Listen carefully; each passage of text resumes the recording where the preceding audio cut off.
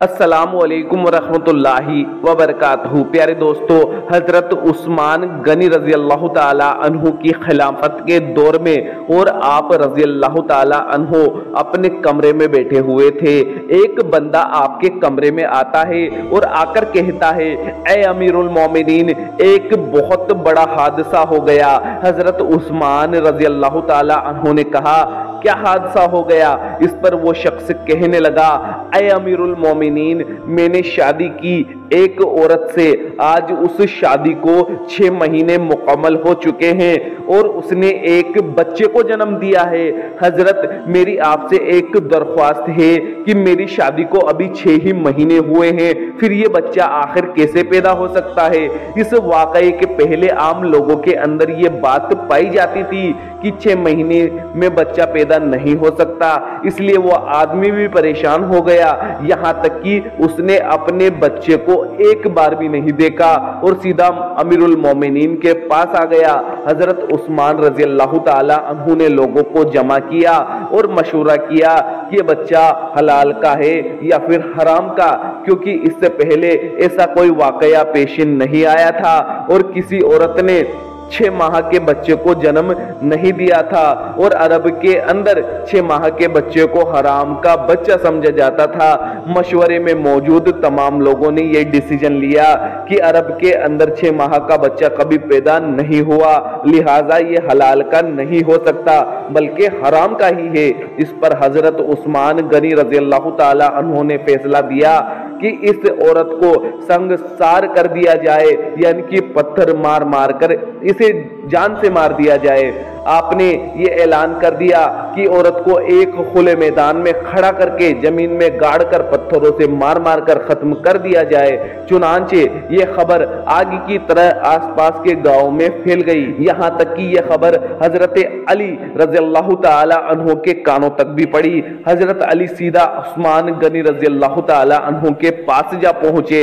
سلام کرنے کے بعد سیدھا آپ نے پوچھا کہ اے امیر المومنین، کیا آپ نے اس عورت کے سنگسار کا حکم دیا ہے کہ جس نے 6 ماہ کا بچہ جنا ہے؟ تو حضرت عثمان رضی اللہ تعالی عنہ نے فرمایا، ہاں، میں نے حکم دیا ہے کہ اس عورت کو سنگسار کر دیا جائے کیونکہ اس نے حرام کا بچہ جنا ہے، کیونکہ 6 مہینے میں بچہ پیدا ہو ہی نہیں سکتا۔ میں نے یہ فیصلہ تمام لوگوں کے مشورے سے کیا ہے اور سب نے یہ فیصلہ کیا کہ 6 مہینے کا بچہ حلال کا نہیں ہو سکتا، لہٰذا اس عورت کو سزا دی جائے۔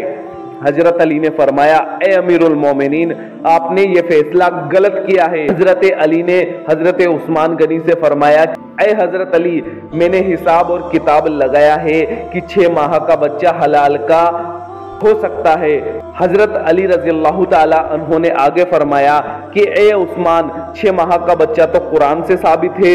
حضرت عثمان یہ سن کر پریشان ہو گئے کہ قرآن سے کیسے ثابت ہو سکتا ہے؟ پھر حضرت علی رضی اللہ تعالی عنہ نے فرمایا، قرآن پڑھو، دیکھو حمل اور دودھ پلانے کی مدت کتنی ہے؟ 30 ماہ۔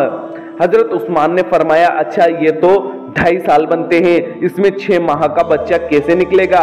حضرت علی نے فرمایا، اب دوسری آیت پڑھو، اللہ تعالیٰ فرماتا ہے کہ 2 سال دودھ پلانے کی مدت ہوتی ہے، 30 ماہ سے 24 مہینے نکالیں گے تو پیچھے بچیں گے 6 ماہ۔